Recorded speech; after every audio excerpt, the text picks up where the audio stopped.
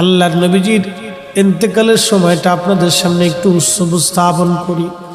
জিবরাইল আমিন নবীজির দরবারে আসছে। হুজুর আপনি কেমন আছেন আল্লাহ জানতে চেয়েছে। যদিও আল্লাহ সব কিছু ভালো জানেন, তারপরও আপনি নবীর খোঁজ নেওয়ার জন্যে আল্লাহ আমাকে পাঠাইছে।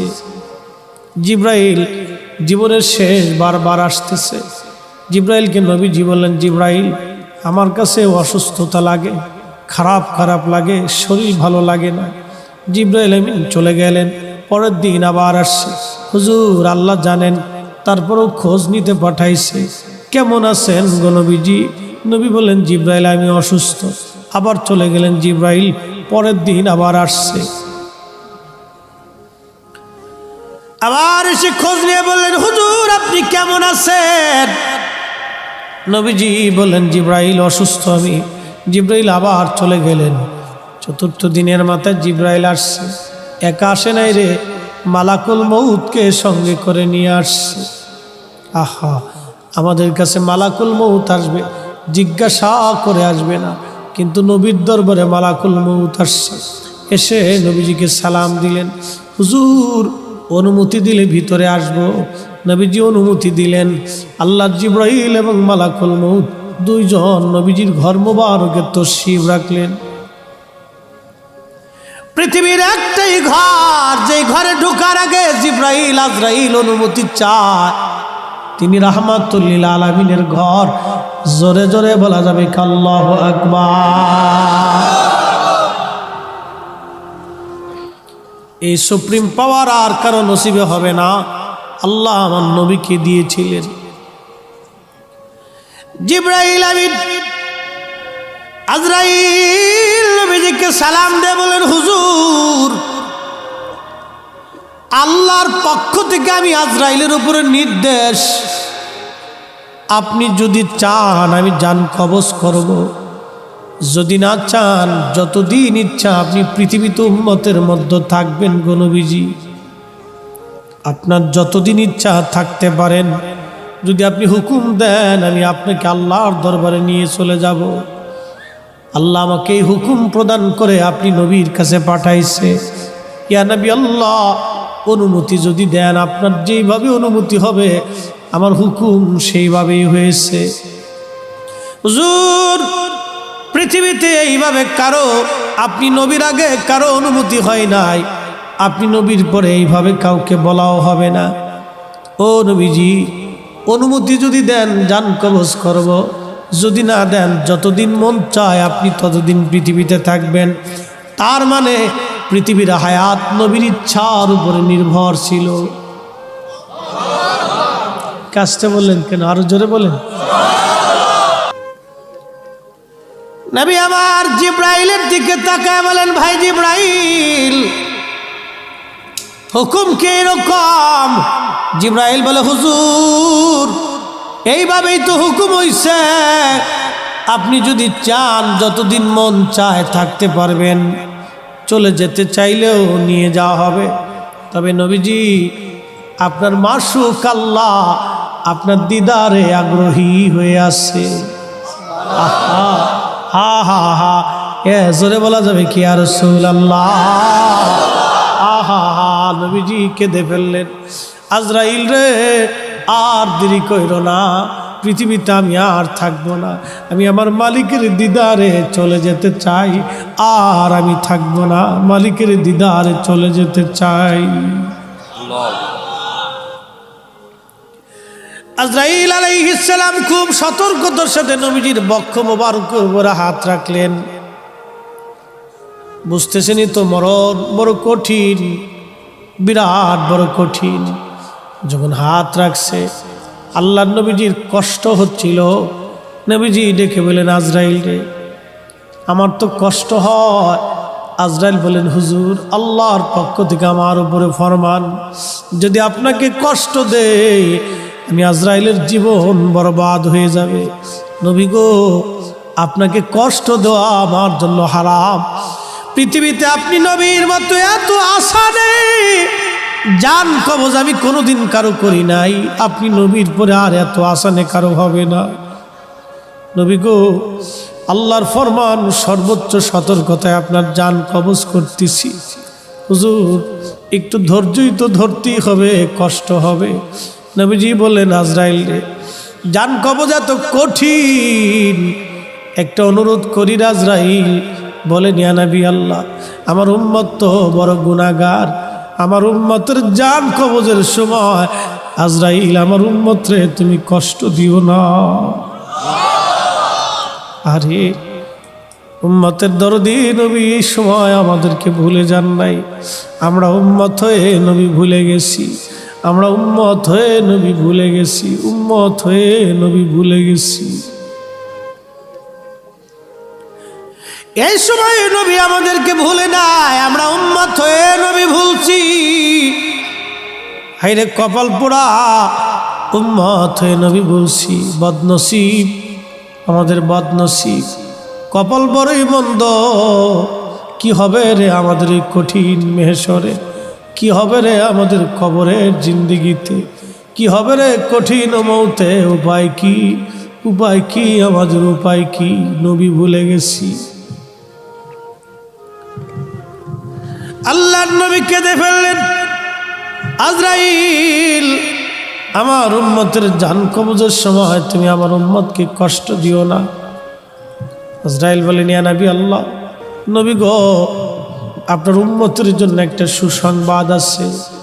যদি আপনার উম্মত নেককার হয়, আপনার উম্মত যদি আমলে সালেহ করে, ভালো আমল করে, হুজুর একটা মার কোলের মধ্যে বাচ্চা যেইভাবে দুগ্ধ পান করতে করতে ঘুমায়া ঘুমায়া পড়ে, একটা মায়ের কোলের মধ্যে একটা বাচ্চা দুগ্ধ পান করতে করতে যেইভাবে ঘুমায় পড়ে, নবী গো, আপনার উম্মত নেককার হলে তার মরণটা এরকম হবে, মায়ের কোলের মধ্যে ঘুমাইবে, টের পাইবে না। আহা, চিৎকার মেরে বলা যাবে কে মারহাবা।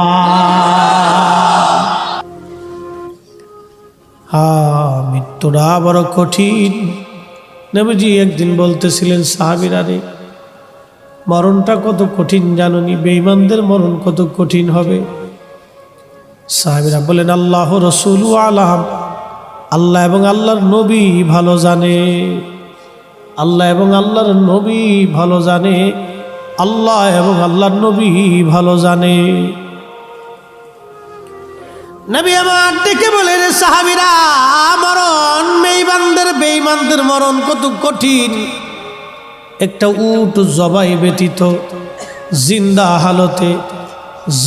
হালতে একটা উটের চামড়া সিলাইলে যেই রকম ব্যথা পায়, যন্ত্রণা পায়, কষ্ট পায়, ওইভাবে পুরা উটটার চামড়া সিলানোর পরে, চামড়া সিলে ফেলে দেওয়ার পরে একটা উটের যেই রকম যন্ত্রণা হয়, ওই উটের আবার চামড়া হবে, আবার তাকে সেলা হবে, আবার চামড়া হবে, আবার সেলানো হবে। এইভাবে 100 বার যদি একটা উটের চামড়া সিলানো জিন্দা অবস্থায়, উটের চামড়া সিলাইলে যেমন কষ্ট হয়, বেঈমানদের মরণটা এর চাইতে বেশি পরিমাণে কষ্ট হবে। এই জন্য দেখবেন, যখন আজরাইল আলাইহিস সালাম বেঈমানের জান কবজ করার জন্য আসে, তখন আজরাইল আলাইহিস সালাম আসার পরে বিকট চেহারা নিয়ে উপস্থিত হয়। আহা, বিকট চেহারা নিয়ে এসে যায় আজরাইল আলাইহিস সালাম। ওই বিকট চেহারা দেখে রুহুটা খালি দৌড়াদৌড়ি করে। একবার মাথার তালু থেকে পায়ের তালু পর্যন্ত রুহুটা শুধু পালাইতে চেষ্টা করে, কোন দিকে পালাবে, সমস্ত শরীরে দৌড়াদৌড়ি করে। এই জন্য যন্ত্রণার সৃষ্টি হতে থাকে, প্রচণ্ড যন্ত্রণার সৃষ্টি হতে থাকে।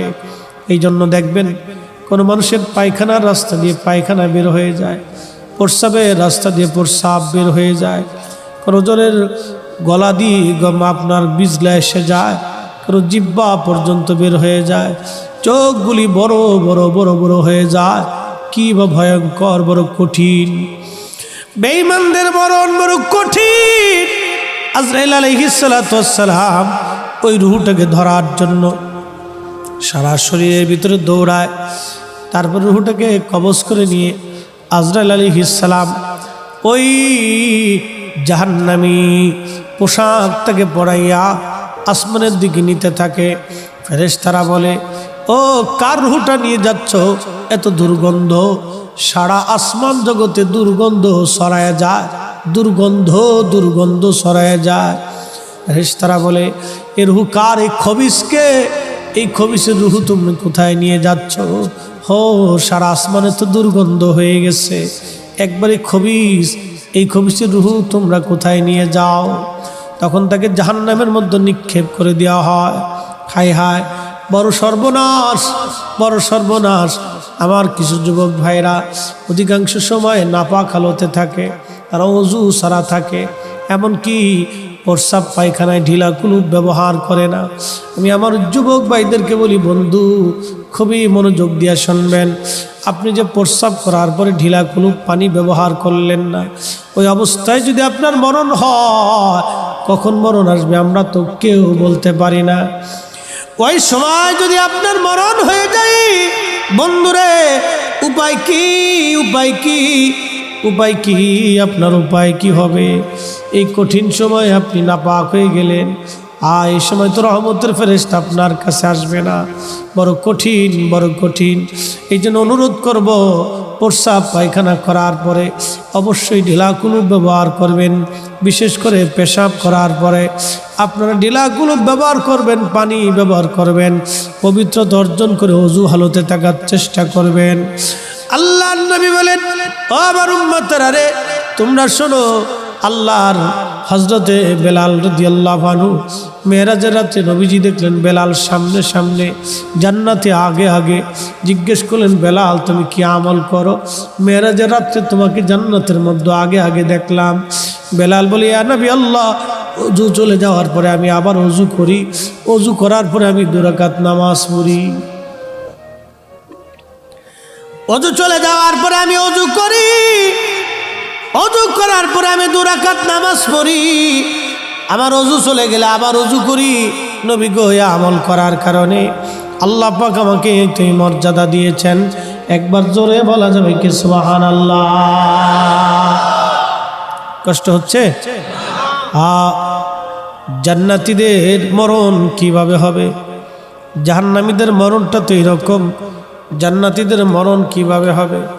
আল্লাহর বুজুর্গ বান্দার কাছে আজরাইল আলাইহিস সালাম আসবে, ইয়া আইয়্যুতুহান নাফসুল মুতমাইন্নাহ তুরজিই ইলা রাব্বিকি রাদিয়াতাম মারদিয়া ফাদখুলি ফি ইবাদি ওয়াদখুলি জান্নাতি।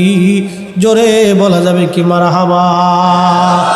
আল্লাহর নবী বলেন, ও আমার উম্মতরা শোনো, জিবরাইল আজরাইল এসে ডাক দিবে, ইয়া আইয়্যুতুহান নাফসুল মুতমাইন্নাহ, হে সন্তুষ্ট আত্মা, হে প্রশান্ত আত্মা, আল্লাহওয়ালা আত্মা, নবীর পাগল আত্মা, বের হয়ে আসো।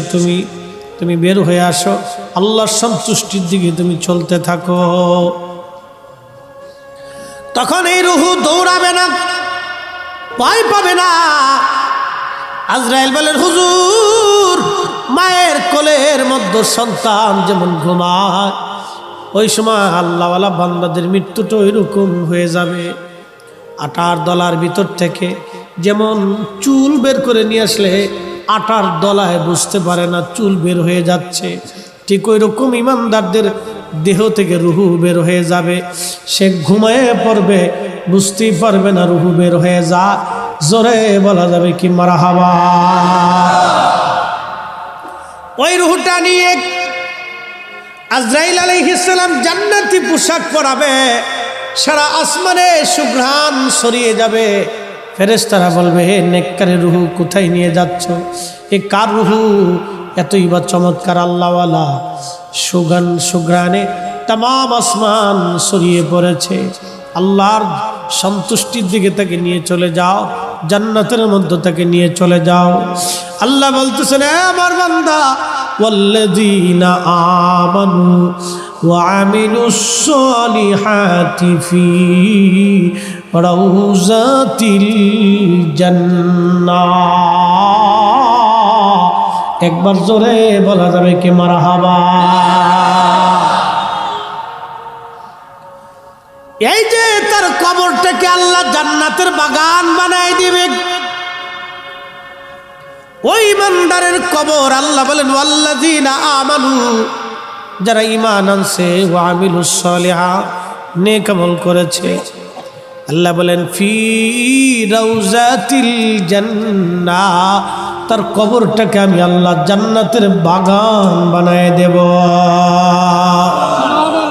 আল্লাহ নবী বলেন ইন্নামাল কবরু রাউজাতুম মিন রিয়াজিল জান্নাহ, নিশ্চয় কারো কবর জান্নাতের টুকরার একটা টুকরা হয়ে যাবে। আও হুফরাতুন হুফারুম মিন নার, কারো কবর জাহান্নামের টুকরা হয়ে যাবে। এই ব্যাধিতে আব্দুল্লাহ ইবনে উবাই জাহান্নামে চলে গেছে। এই ব্যাধিতে আব্দুল্লাহ ইবনে উবাই জাহান্নামে চলে গেল। এই ব্যাধিতে আব্দুল্লাহ ইবনে যুলখুলাইসা জাহান্নামে চলে গেল। এই ব্যাধিতে ইয়াজিদও জাহান্নামে চলে গেল। ইয়াজিদের সাঙ্গপাঙ্গরাও জাহান্নামে চলে গেল। এই ব্যাধিতে খারিজি রাফিজিরাও জাহান্নামে চলে গেল। কথা বলেন ঠিক না বেঠে? ব্যাধি তো ব্যাধি না, এটা মারাত্মক ব্যাধি, মারাত্মক ব্যাধি, কঠিন খারাপ ব্যাধি। আপনি নামাজ পড়েন, এটা একটা ব্যাধি। এই ব্যাধি আপনি ওষুধ খেলে সেরে যাবে। ওষুধ বুঝেন, ইস্তিগফার করছেন, তওবা করছেন, আল্লাহ ভুল হয়ে গেছে, আপনি আমারে মাফ করে দেন।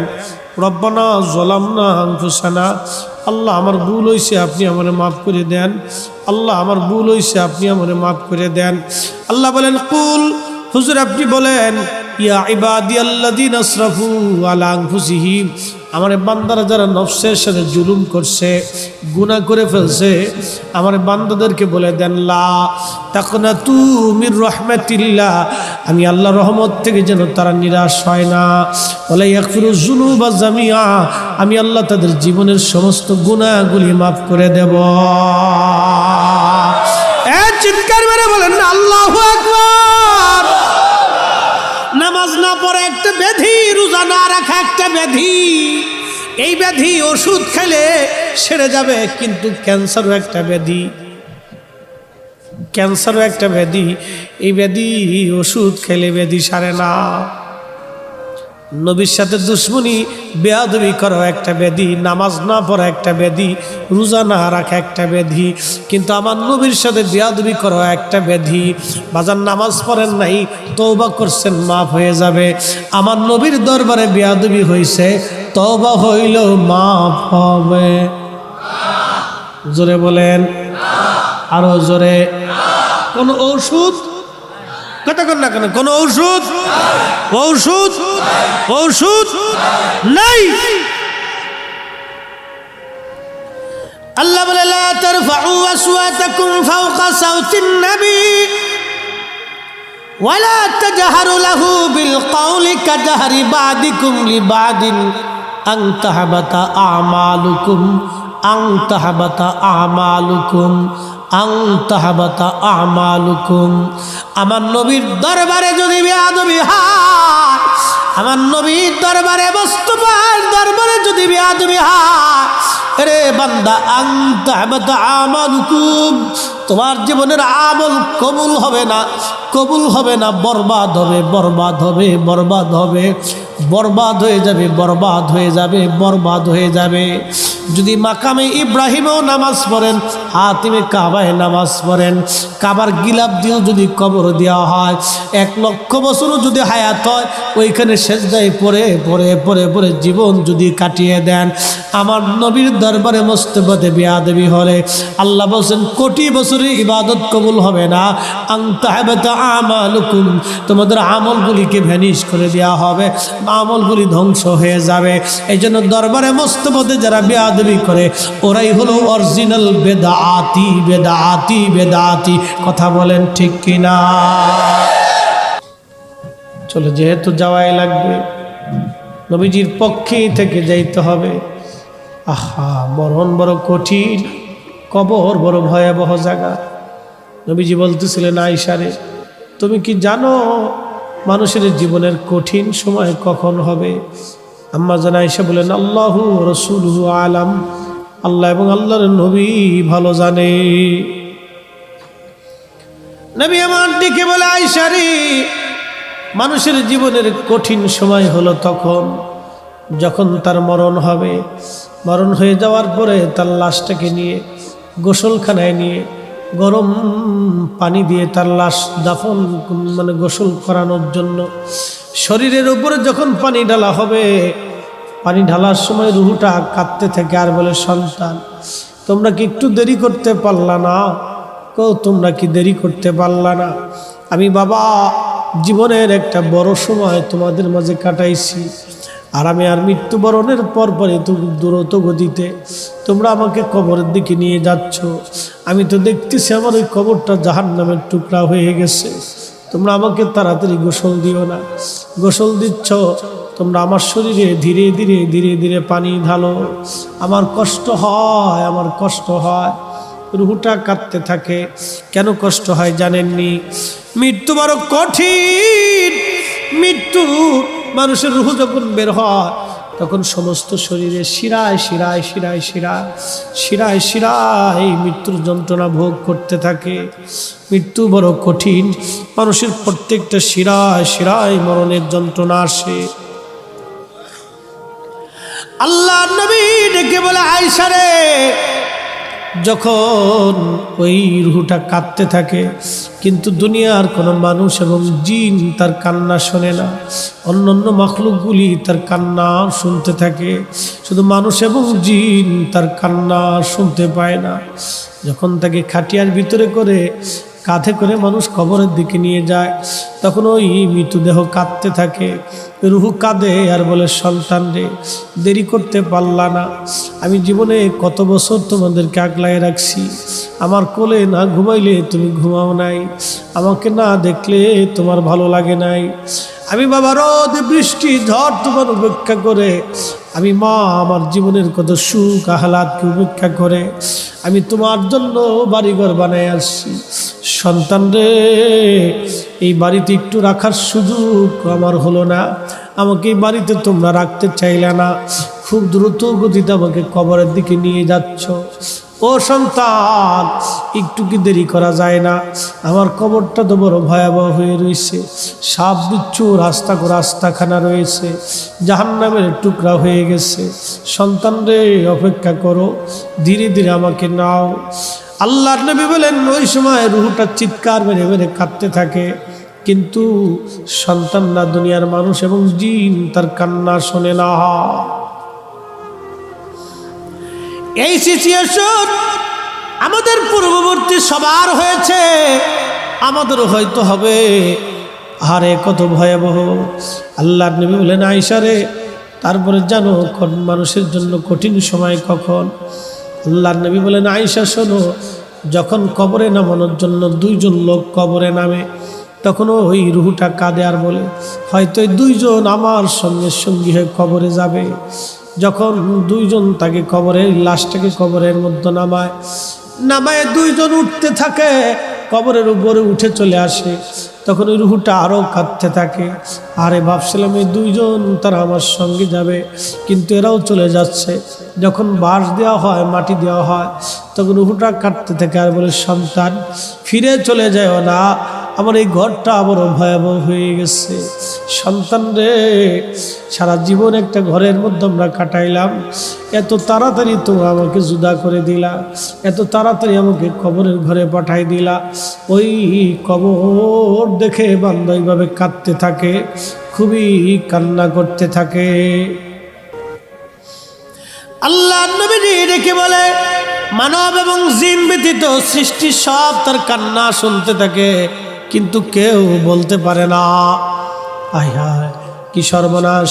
যখন বান্দার কবরস্থ করে সব মানুষ চলে আসে, তখন ফেরেশতারা এসে ওই মৃত্যু ব্যক্তির রুহু দেহের ভিতরে রুহুটা আবার ফিরিয়ে দিয়ে ওই মৃত্যু ব্যক্তিকে কবরের ভিতরে বসায়া মুনকার নাকির দুইজন ফেরেশতা থেকে প্রশ্ন করে, মার রাব্বুকা, তুমি বলো তোমার রবকে, ওমা দিনুকা, বলো তোমার দিন কি, মা কুনতা তাকুলু ফি হাক্কি হাযার রাজুল, আমার নবীকে সেই দিন দেখায় বলা হবে, বলো এই লোকটা সম্পর্কে তুমি কি বলতে, তোমার আকীদা কি ছিল তুমি বলো। এই নবী সম্পর্কে তুমি কি জানতে, তুমি কি বলতে, তুমি বলো, তুমি কি বলতে, তুমি বলো।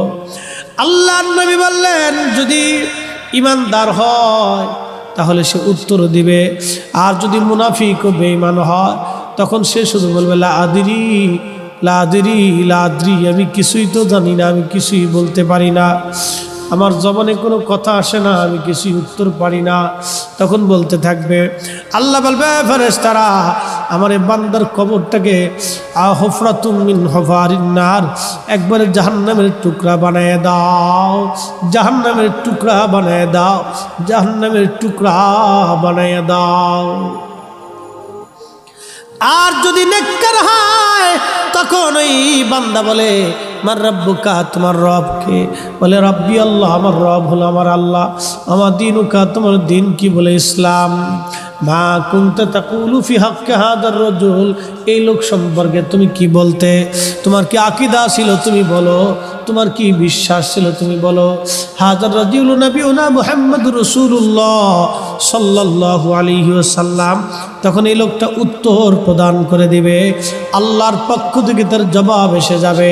একবার জোরে বলা যাবে কি সুবহানাল্লাহ। এখন প্রশ্ন করি, বুঝলে ওয়াজ তো শুনছেন অনেক সময়, সারা জীবন ওয়াজ শুনবেন। আচ্ছা আপনারা বলেন, এই মাহফিল থেকে বাড়ি যাওয়ার মতো সুযোগ আমাদের আছে? হ্যাঁ, কেউ কি গ্যারান্টি দিতে পারবো? 100% গ্যারান্টি জীবনে কারো হবে না। এখান থেকে উঠে বাড়ি চলে যাব, নিঃশ্বাস গ্রহণ করেছি ছেড়ে দিব, এমন কি কোনো গ্যারান্টি আছে? নিঃশ্বাস ছেড়েছি আবার টেনে নিব, এমন কোনো গ্যারান্টি নাই। আল্লাহ বলেন, বলে ইউআখিরুল্লাহু নাফসান ইযা জাআ আজালুহা।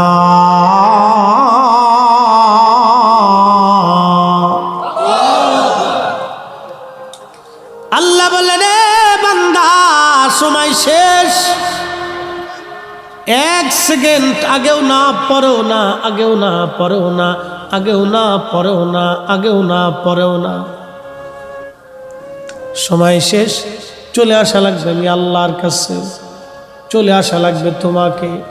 খুব মনোযোগ দিয়েন, যদি তাই হয়, আজকে যদি আমি ফরিদি সাহেবের মরণ হয়ে যায়, আমাকে দেশের বাড়ি নিয়ে যাওয়া হবে, আগামীকাল সন্ধ্যার আগে আমাকে কবরস্থ করার জন্য সবাই চেষ্টা করবে, কারণ সন্ধ্যার পরে কেউ ঝামেলা রাখতে চাবে না। সন্ধ্যার আগেই কবরস্থ করার চেষ্টা করবে। সন্ধ্যার আগেই যদি কবর হয়, তাহলে সন্ধ্যার ভিতরেই আমাকে সওয়াল জবাবের জন্য সম্মুখীন করা হবে। তাই যদি হয় যুবক বন্ধু, বাবাজি, বুঝে যান, শিখে যান, শুনে যান, আগামী দিনের কবরের প্রশ্নের জবাব দেওয়ার জন্য আপনি প্রস্তুত আছেন কি না, এই চিন্তা যদি অন্তরে আসে তাহলে এই কাজ হয়ে যাবে।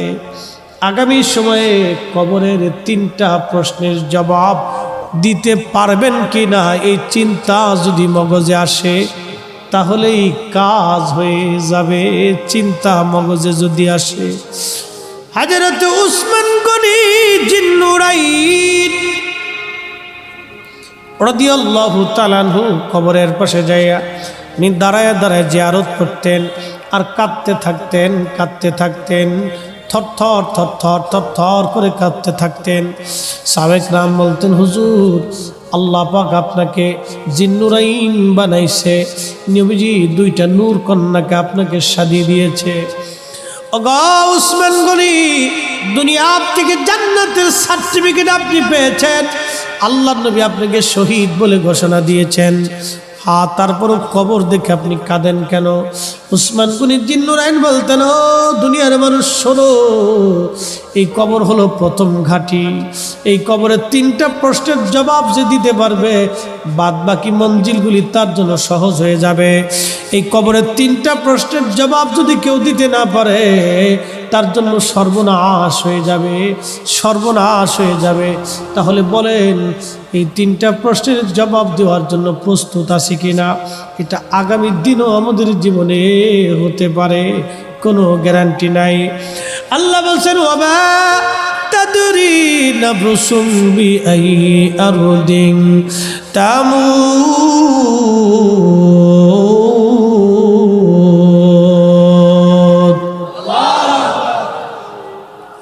বান্দা কখন কোন জায়গা কোন হালতে মারা যাবে,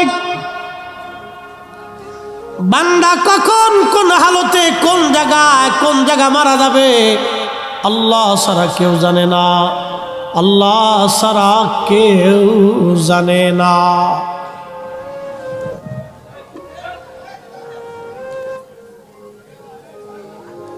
এই রাস্তায় যারা আছেন, কথা না বলি ভাই, বহু পোলাপান দেখা আছে ট্রাকের নিচে পড়ে গেছে। আমি আমার দিকে তাকান, আউলিয়া কেরামের মজলিস এটা আদবের জায়গা, কথা বলেন ঠিক কিনা? এই ওয়াজ ঘুরে গেল, এখন ওয়াজ ঘুরে গেল। যশোরে গেছিলাম চৌগাছা এক মাহফিলে, একটা ছেলে আমার মাহফিলে বসে সানগ্লাস মুখে দেয়, সানগ্লাস মুখে দেয়। তো ওয়াজ শেষ, ছেলের এসে বললো হুজুর আপনি বাস্তবতার নিরিখে আজকে আলোচনা করেছেন, ভালোই লাগলো। বললাম কেমন? বলে যে আপনার সামনে একটা যুবক বসা ছিল না সানগ্লাস মুখে দেওয়া। আমি বললাম হা ছিল। বলে হুজুর ছেলেটা অন্ধ হয়ে গেছে। আমি বললাম অন্ধ হলো রোগের কারণে না অ্যাক্সিডেন্টে? বলে না হুজুর, রোগেও না অ্যাক্সিডেন্টেও না, একটা ভুলের জন্য। আমি বললাম ভুলটা কেমন ছিল? বলে এই ছেলেটা আর আমার বাবা একদিন ব্রিজের রেলিংয়ের উপরে বিকেলবেলা বসে রয়েছে। ব্রিজের রেলিং চিনেন তো, ব্রিজের পাশে যেটা থাকে এটাকে রেলিং বলে। এই ব্রিজের রেলিংয়ে বসে রয়েছে, তেমন সে একটা পাগল আসছে, শরীর ভরা ঘাও, দুর্গন্ধ, পাগল। পাগল তো পাগল। তো আসার পরে এই পাগলটা যখন এই ছেলেটার পাশে দাঁড়াইছে, তখন এই ছেলেটার খুব ঘৃণা লাগছে, খুব বিতৃষ্ণা লাগছে, ঘৃণা লাগছে। তখন এই ছেলেটা শুধু, এই আমার দিকে তাকান, শুধু এতটুকু বলছে আহ থু, আহ থু, এতটুকুন বলছে। মানে সে থুতু ফেলাই দিয়ে সরে আসছে। সরে আসতে দেরি হয়েছে, আল্লাহ চোখ দুইটা বন্ধ করতে দেরি করেন। ছেলেটা আমার হাতটা ধরে বলল হুজুর আমি তো বাংলাদেশের বড় ডাক্তারও দেখাইছি, ইন্ডিয়ার ডাক্তারও দেখাইছি। ডাক্তার বলে আমার চোখে কোনো রোগ নাই, কিন্তু আমি তো চোখে দেখিনি। হুজুর আপনি একটু দোয়া করেন আল্লাহ যাতে আমার চোখটা ফিরাই দেয়। ঠিক এইভাবে হাতটা ধরে আমাকে বলতেছে। তা আমি বললাম ভাইরে তুমি চোখে দেখো না, এটাও সত্য। ডাক্তার বলে তোমার চোখে রোগ নেই, এটাও সত্য। তোমাকে যেই মালিক তোমার চোখ বন্ধ করে দিয়েছে, এই মালিক চোখ ফিরানো ছাড়া পৃথিবীর কেউ তোমার চোখ ফিরিয়ে দিতে পারবে না। দেখেন বেয়াদবির ফসল কি। সব জায়গায় ফাজলিমি চলে না, আউলিয়া কেরামের মজলিসে এখানে ফাজলিমি চলে না। আপনি জানেন না আল্লাহর কোন অলিকে আল্লাহ এত পরিমাণে ভালোবাসেন, তার জীবনের কোন আমল, কোন কাজ আল্লাহর কাছে বেশি পছন্দ হয়েছে আপনি বুঝতেই পারবেন না। আপনি জানবেনই না আল্লাহ কাকে পছন্দ করে, কখন কোন হালতে পছন্দ করে, এটা আপনি বলতেই পারবেন না। আল্লাহ ক্ষমা করে দিক সবাইকে, সবাই জোরে বলেন না আমিন। আপনি বলতেই পারবেন না। তা আমি তাকে একটা পরামর্শ দিয়ে বললাম ভাই তুমি চোখে দেখো না, এটাও সত্য। তোমার চোখে রোগ নেই, এটাও সত্য। তবে তোমাকে একটা পরামর্শ দিই বন্ধু। বললো হুজুর বলেন। আমি বললাম তুমি তো অন্ধ হয়ে গেছো, চোখে দেখোই না, তো তাহাজ্জুদের সময় তুমি উঠবা। তাহাজ্জুদের সময় উঠে তুমি সেজদার মধ্যে পড়ে কাঁদতে থাকবা। যতদিন তোমার চোখ না ফিরে আসবে ততদিন তুমি ওই সময় কাঁদবা, আল্লাহর কাছে দরখাস্ত করবা। দেখো যদি মালিক তোমাকে ক্ষমা করে চোখ ফিরাই দেয়, তাছাড়া পৃথিবীর কোনো ডাক্তার তোমার চোখ দিতে পারবে না। এটা একবারে বাস্তব, আমার চোখের দেখা। এই আমি আমার চোখকে ফাঁকি দিতে পারবো না। আমার সামনে ছেলেটা এসে আমার কাছে দোয়া চেয়ে আমার কাছ থেকে পরামর্শ নিচ্ছে, একবারে চোখে দেখে না, কোনো রোগ নেই, কিচ্ছু নেই, কিন্তু দেখে না। আপনি এর কি সমাধান দিবেন বলেন তো? এটা আমার চোখে দেখা, আমি তো আমার চোখকে ফাঁকি দিতে পারবো না ভাই, চোখে দেখা এরকম হয়ে যায়। আমি যুবকদেরকে বলবো আমরা যেন মুরব্বীদের সাথে বেয়াদবি না করি, এটা খুব খেয়াল রাখতে হবে। বাবা মার সাথে যেন কখনো বেয়াদবি না হয়, সর্বনাশ। যদি একবার আল্লাহর দরবারে হাত তুলেই বসে তো সর্বনাশ হয়ে যায়। যদি একবার বলেই বসে যে আল্লাহ আমার সন্তানের জন্য আমি আক্ষেপ করতেছি, আমার থেকে উঠাই নিয়ে যাও, সরাই নিয়ে যাও, ওকে কোনোদিন শান্তি দিও না, আমাকে শান্তি দেয়নি, তাহলে আর জীবনেও কোনোদিন সুখ আসবে না। কোটি টাকার মালিক হবে, আপনাকে ছেলে জুতা দিয়ে পিটাবে, না হয় মেয়ে জুতা দিয়ে পিটাবে, না হয় বউ জুতা দিয়ে পিটাবে, কোনোদিনও শান্তি আসবে না। কোটি কোটি টাকার মালিক দেখেছি অনেক স্ত্রী জুতা দিয়ে পিটাইতেছে, high high high, crore crore টাকার মালিক ছেলে জুতা দিয়ে পিটাবে, কোটি কোটি টাকার মালিক ইন্ডাস্ট্রিয়াল গ্রুপের মালিক ছেলে জুতা দিয়ে পিটাইতেছে। কি বলবেন? এ জীবনে এই কোটি টাকার মালিক হয়ে লাভ কি বলেন তো? হ্যাঁ, কি ফায়দা আছে জীবনে বলেন? এই জন্য আপনাদেরকে অনুরোধ করব, এমন কিছু আমল আছে যেগুলি আমাদের করাটা খুবই জরুরি। তার ভিতরে একটা আমলের নাম হলো আদব। একটা আমলের নাম কি? জোরে বলেন, আদব। এই আদবটা আমাদের জন্য জরুরি।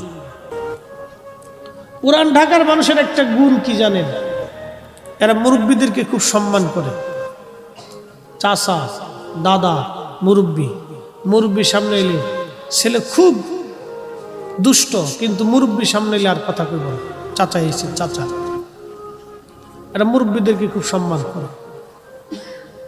তো মুরব্বীদের প্রতি আমাদের সম্মান বোধ যতদিন থাকবে, সমাজ ততদিন সুন্দর থাকবে, আমাদের যুবকরা ততদিন রাস্তা খুঁজে পাবে।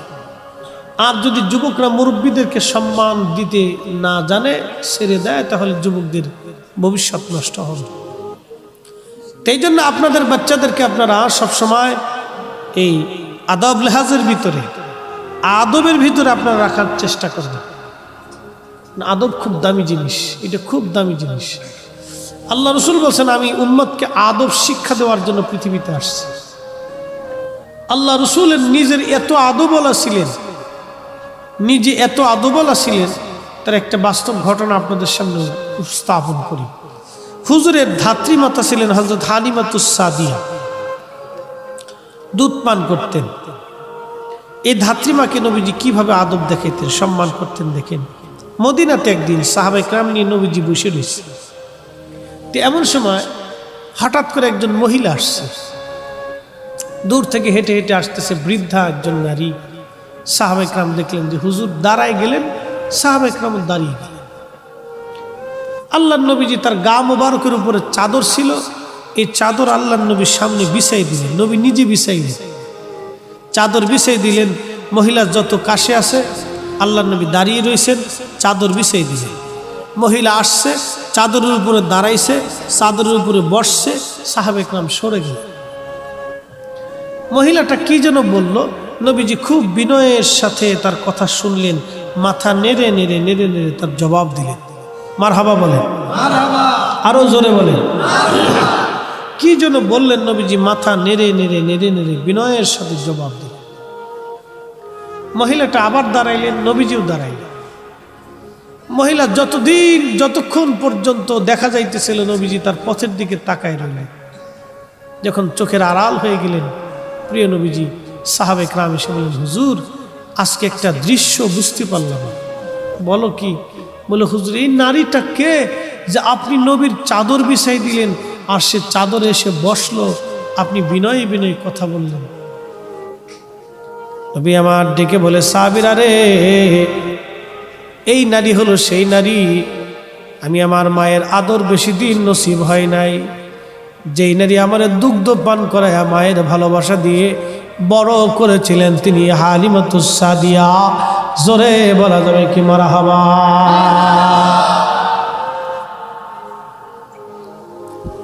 বলে, আমার ধাত্রীমা এসেছিল আমার কাছে বিশেষ প্রয়োজনে,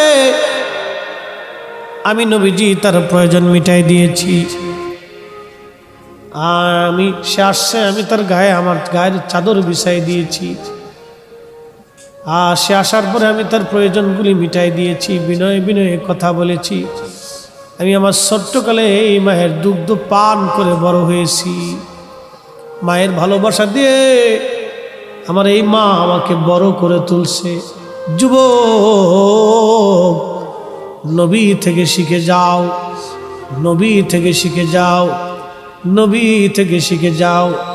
ওয়াসাল কারণীর মা ছিল অন্ধ, অন্ধ, চোখে দেখতো না মা। একটা মা সন্তানকে যেমন লালন পালন করে, ওয়াসাল কারণী তার মাকে ওইভাবে লালন পালন করত। মার গোসল করাইতো, মারে খাওয়াই দিত, মার কাপড় চোপড় ধুয়ে দিত, মাকে কাঁধে করে নিয়ে দিক দিগন্তর ঘুরে বেড়াইতো। যেখানেই যাইতো ওয়াসাল কারণী মাকে কাঁধে করে নিয়ে ঘুরে বেড়াইতো। এই একটা আমলের কারণে আমার আল্লাহ তাকে এতটাই মর্যাদা দিয়েছেন যে নবীর খেদমতে আসতে না পারলেও আমার নবীজি তাকে সাহাবায়ে কেরামের ভিতরে অনন্য মর্যাদা দিয়েছেন। একবার জোরে বলা যাবে কি মারহাবা।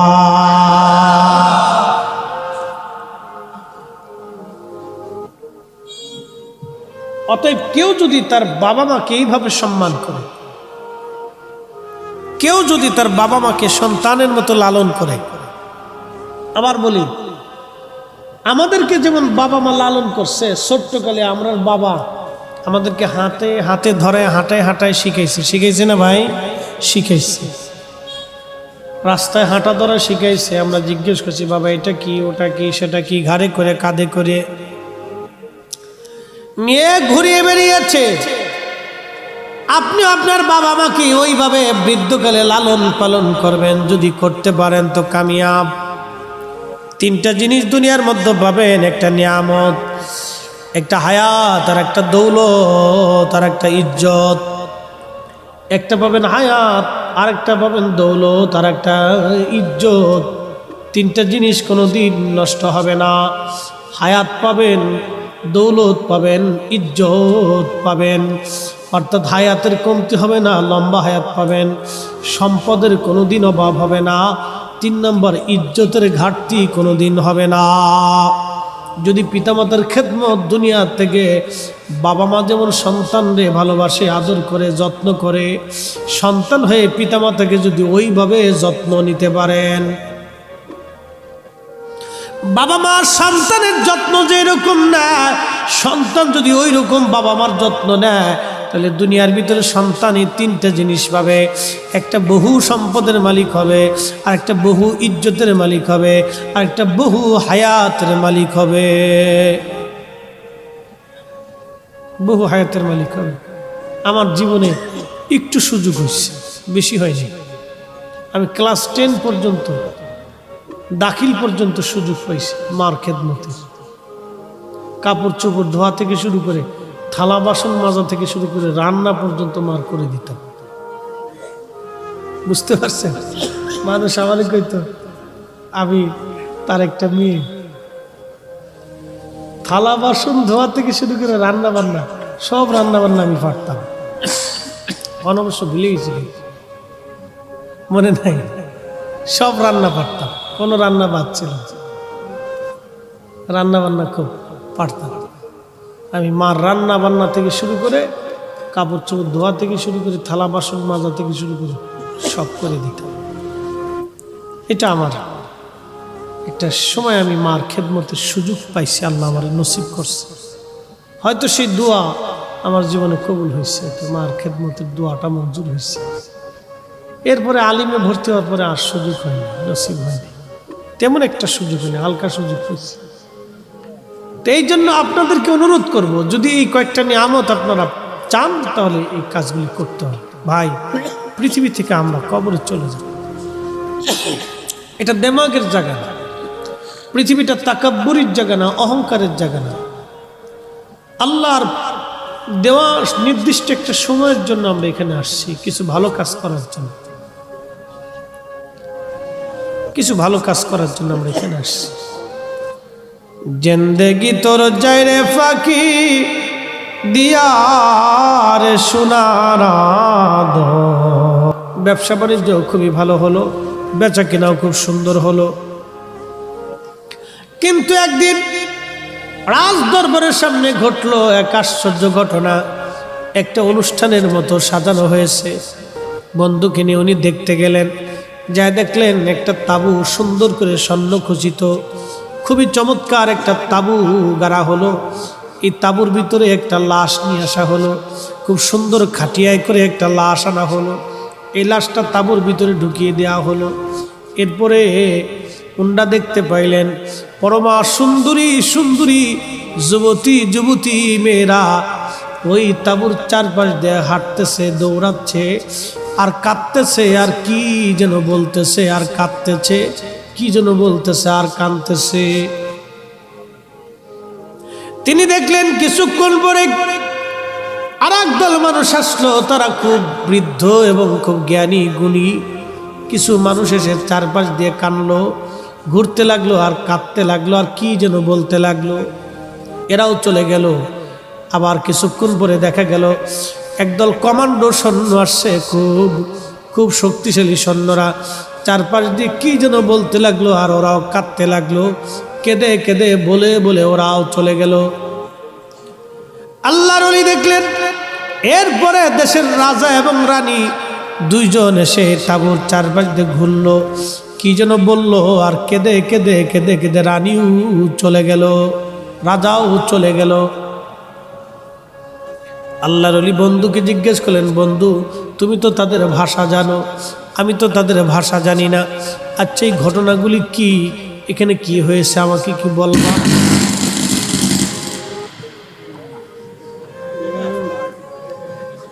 মনে হয়েছে যে এখানে বোমা মারছে, কারেন্টের শক করছে। চিন্তা করে কি এক বিপদে। না আমি ভাবছি এখানে কারেন্টের শক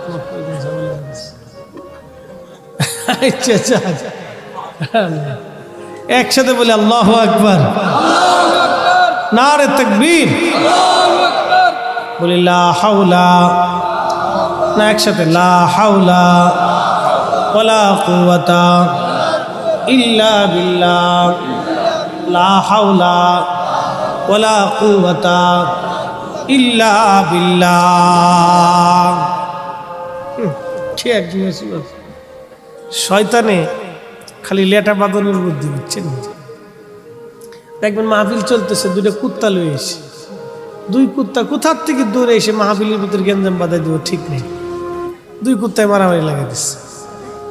শয়তানের চাবে এটা নষ্ট করার জন্য।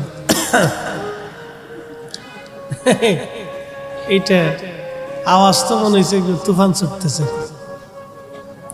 তো মনোযোগ দিন, যেহেতু আমার বিষয়টা কবর হাসর, এই জন্য এই বিষয়ের উপরে বাহিরে যাওয়াটাও ঠিক না, এই জন্য বলতেছি। হাসান বসরি রহমতুল্লাহ বলতেছেন, আমি বন্ধুকে জিজ্ঞেস করলাম, বন্ধু বলো তো এই পুরা ঘটনাটা কি, এখানে কি ঘটলো আমাকে একটু বিস্তারিত বলো। ওই বন্ধু ডেকে বলে, ঘটনা হলো এই দেশের রাজা, যিনি রাজার ছেলে যুবরাজ মারা গেছে। যুবরাজ মারা যাওয়ার পরে তার জন্য সুন্দর একটা তাবু খাটানো হলো, স্বর্ণখচিত তাবু। যেহেতু যুবরাজ, তার খাটিয়াটাও স্বর্ণের খাটিয়ায় করে নিয়ে এসে তাবুর ভিতরে ঢুকাই দিয়া সর্বপ্রথম যেই নারীগুলি আসছে এরা হলে রোম দেশের সবচেয়ে সুন্দরী যুবতী নারী। এদের চাইতে এত সুন্দরী নারী রোম দেশে আর নাই। এই নারীগুলি এসে এই তাঁবুর চারপাশ দিয়ে ঘুরতেছিল আর কাঁদতেছিল আর বলতেছিল, যুবরাজ যদি সৌন্দর্য দিয়ে যৌবন দিয়ে তোমাকে পৃথিবীতে বাঁচানো সম্ভব হতো তাহলে আমরা রূপ এবং যৌবন দিয়ে তোমাকে বাঁচায় রাখতাম, কিন্তু রূপ আর যৌবন দিয়ে বাঁচানো সম্ভব হলো না। যুবরাজ, যে নারীরা কেঁদে কেঁদে চলে গেল।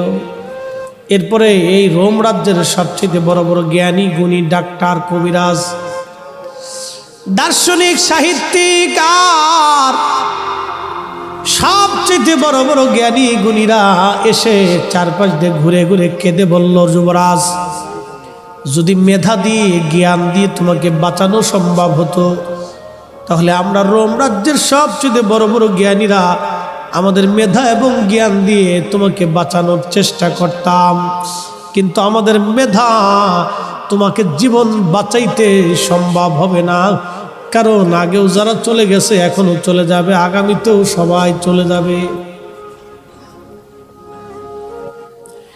এরপরে এই দেশের সবচেয়ে বড় বড় কমান্ডো সৈন্য যারা, শক্তিশালী যুদ্ধবাজ সেনা যারা, তারা চারপাশ দিয়ে ঘুরল আর কেঁদে কেঁদে বলল, যুবরাজ, যদি রণকৌশল দিয়ে, যুদ্ধের কৌশল দিয়ে তোমাকে যুদ্ধ করে আমাদের সমস্ত সৈন্যদের জীবন দিয়েও যদি তোমাকে বাঁচানো সম্ভব হতো তাহলে আমরা জীবনের সমস্ত রক্ত ঝেড়ে দিয়ে তোমাকে বাঁচানোর চেষ্টা করতাম, কিন্তু তোমাকে এমন একজন নিয়ে চলে গেছে তার বিরুদ্ধে যুদ্ধ করার মতো কোনো শক্তি আমাদের নাই, অতএব তোমাকে বাঁচাইতে পারলাম না। ওরা ওই কথাগুলি বলে চলে গেল। এরপরে রাজা আর রানী দুইজন এসে চারপাশ দিয়ে ঘুরল আর বলল, যুবরাজ, এদেশের বাচ্চা আমরা, আমি নিজে বাচ্চা, তোমার মা রানী, তুমি আমাদের একটা মাত্র সন্তান, আজকে তুমি কবরে মরে গেলা, আমাদের এই পৃথিবীর রাজত্ব যে দিয়ে দিয়ে দিয়ে যদি তোমাকে বাঁচানো সম্ভব হতো, যুবরাজ রে, আমি মা, আমি বাবা, তোমাকে বাঁচানোর চেষ্টা করতাম, কিন্তু না, আমাদের রাজত্ব দিয়েও তোমাকে বাঁচানো সম্ভব হবে না, এই জন্য তোমাকে আমরা বিদায় দিলাম। তখন আল্লাহর ওলি বললেন, না রে, আর আমার বুঝার বাকি নাই, আমি স্বর্ণের ব্যবসা করব না, দুনিয়াকে আমি লাথি মারলাম, যে দুনিয়ার পিছনে দৌড়াইয়া পৃথিবীতে বেঁচে থাকাই যাবে না, সম্ভব হবে না, তাহলে এই দুনিয়ার পিছনে আমি কেন দৌড়াবো? এই দুনিয়া আমার আর লাগবে না, আমি এই মালিকের পিছনে দৌড়াবো, যে মালিকের দরবারে ফিরে যাওয়া লাগবে। ইন্না লিল্লাহি ওয়া ইন্না ইলাইহি রাজিউন। নিশ্চয় আমরা আল্লাহর জন্যই আসছি, আল্লাহর কাছ থেকে ফিরে চলে যাব মালিকের কাছে। মিনহা খলাকনাকুম ফিহা নুঈদুকুম ওয়া মিনহা নুখরিজুকুম তারাতান উখরা। আমাদেরকে মাটি থেকে সৃষ্টি করা হলো, এই মাটির ভিতরেই দাফন করা হবে, এই মাটির ভিতর থেকে আল্লাহ আমাদেরকে আবার উঠাইয়া মেহশরের মাটি আল্লাহর আদালতের সামনে দাঁড় করাবে।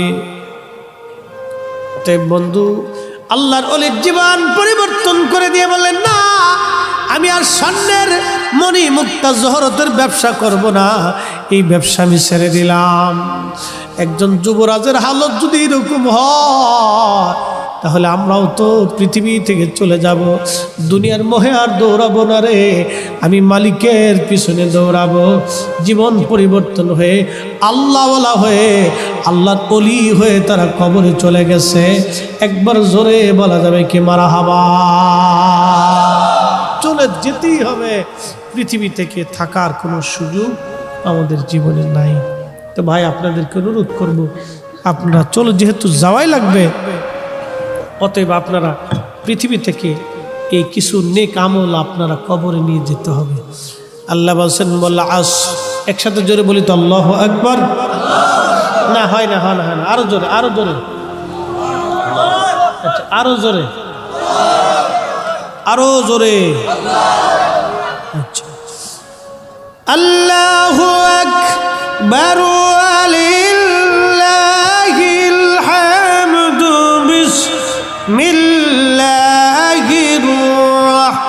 রাহমানির রাহিম।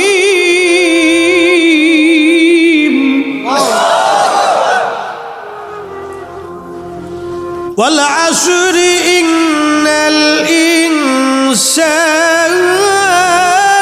লাফি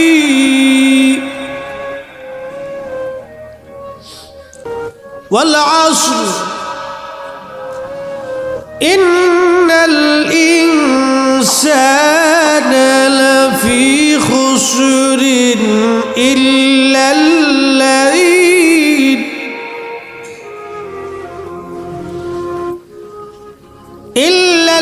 ইল্লাল্লাযীনা আমানু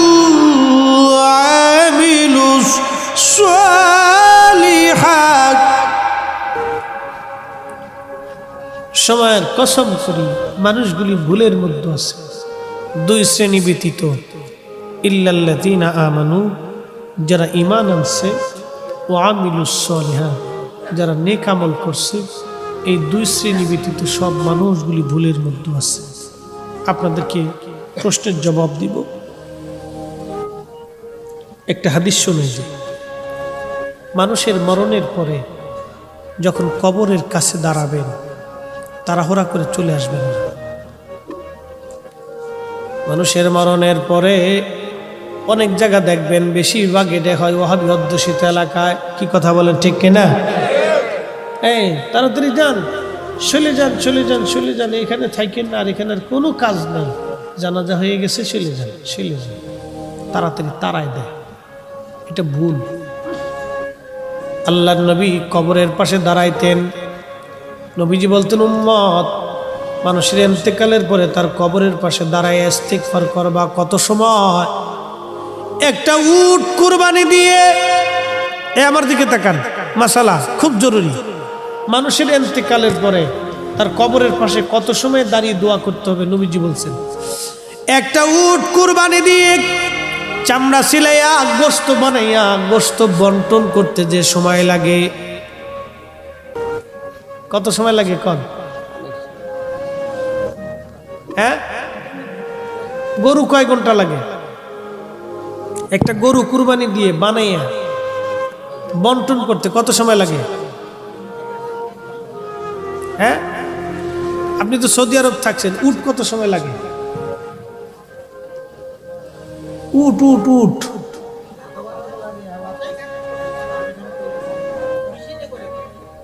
মেশিন বাদ দেন, ওই নবীর জমানায় মেশিন ছিল না। 3 ঘন্টা। আচ্ছা, 3 ঘন্টা। অ্যাটেনশন প্লিজ, আমার দিকে থাকবেন। নবীজি বললেন, উম্মত, একটা উট কুরবানি কইরা চামড়া সিলাইয়া গোশত বানাইয়া বন্টন করে দিতে যে সময়ের দরকার, এই সমপরিমাণ তোমার ভাইয়ের কবরের পাশে দাঁড়াইয়া দাঁড়াইয়া ইস্তাগফিরু লিআখিকুম, তোমার ভাইয়ের জন্য তুমি ইস্তিগফার করতে থাকো, দোয়া করতে থাকো। একবার জোরে বলা যাবে কি মারহাবা? আর আমরা দেশের সিস্টেম হলো, সরে যান, সরে যান, সরে যান, তাড়াতাড়ি চলে যান, চলে যান, চলে যান, চলে যান। মনে হয় যে ঠাডা পড়ছে, মনে হয় যে গজব নাজিল হয়েছে। সরে যান, চলে যান, চলে যান। কে এত তাড়াহুড়া করেন কে? হ্যাঁ, সব উল্টা পাল্টা, জগতে উল্টে গেছে। আল্লাহর নবী বললেন কি, আর উম্মত করলো কি? হযরত উসমান গনি জিন্নুরাইন মিশকাতুল মাসাবির মধ্যে হাদিস আসছে, আল্লামা ইমাম নববী রিয়াজুস সালিহিনের ভিতরে একটা বাব করেছেন, আদ-দুআউ লিল মাইয়িত বাদা দফানিহি। এই বাবের ভিতরে একটা হাদিস আনছেন। হযরত উসমান গনি জিন্নুরাইন বলেন, আমরা এক সাহাবীকে কবরস্থ করলাম। কবরস্থ করার পরে নবীজি কবরের পাশে দাঁড়ায় রইলেন। আল্লাহর নবী বলেন, ইস্তাগফিরু লিআখিকুম, তোমরা তোমার ভাইয়ের জন্য ইস্তিগফার করতে থাকো, কেননা কিছুক্ষণ পরে তার কবরে মুনকার নাকির আসবে, তাকে প্রশ্ন করবে, তার প্রশ্নের জবাবটা যাতে সহজ হয়ে যায় সেই জন্য তোমার ভাইয়ের জন্য ইস্তিগফার করতে থাকো, দোয়া করতে থাকো। একবার জোরে বলা যাবে কি মারহাবা? দোয়া চলবে? জোরে বলেন, চলবে? এটা কি আমাদের তরিকা না নবীর তরিকা? যারা বেদাত বলতেছে বুঝতে হবে ও নিজে বেদাতি। কথা বলেন ঠিক কিনা? নিজেই বেদাতি। মনোযোগ দিয়ে। উসমান গনি জিন্নুরাইন বললেন, সাহাবা ইকরাম জিজ্ঞেস করলেন, ইয়া নবী আল্লাহ, আমরা তো জানাজা পড়ছি। নবীজি বললেন, এই জন্যই দোয়া করবা যে কিছুক্ষণ পরে তোমার ভাইয়ের কবরে মুনকার নাকির আসবে, প্রশ্ন করবে, যাতে প্রশ্নের জবাব সহজ হয় সেই জন্য দোয়া করবে। ওরা আবার যুক্তি দিবে কি জানেন? যে সারা বছর নামাজ রোজা করে নাই, জিকির ফিকির ওয়াজ ধর্মকর্ম মানে নাই, তাহলে তার কবরের দ্বারায় দোয়া করলে লাভ কি? তাকে জিজ্ঞেস করেন, ভাই লাভ কি লোকসান সেটা তো তোমার আর আমার নীতিতে চলে না, এটা নবীর নীতিতে চলে। কি কথা বলেন ঠিক কিনা? নবী যেখানে লাভ বলছে সেখানে লাভ হবে। নবী বলছেন তোমার ভাইয়ের কবরের পাশে দাঁড়ায় ইস্তিগফার করো, তোমার ভাইয়ের কবরের প্রশ্নের জবাব সহজ হবে। ধর্ম তো আর তোমার কাছ থেকে শিখি নেই, ধর্ম শিখছি নবীর কাছ থেকে। নবী যেহেতু বলছেন কবরে ভাইয়ের দুয়ার কারণে কবরের প্রশ্নের জবাব সহজ হবে, অতএব আমরা আমাদের ভাইয়ের কবরের পাশে দাঁড়ায় দোয়া করব যাতে তার প্রশ্নের জবাবটা সহজ হয়।